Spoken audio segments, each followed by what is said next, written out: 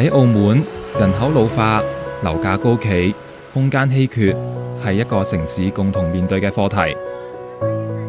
對於好多長者嚟講，退休唔單止係停止工作，更加係一場重新選擇生活方式嘅過程。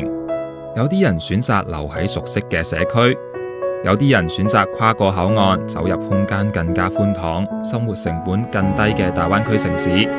當橫琴、中山、珠海等地釋放出更多接納信號，一條跨境養老嘅新路線逐漸浮現。但係喺選擇背後係習慣、制度同情感之間嘅拉扯。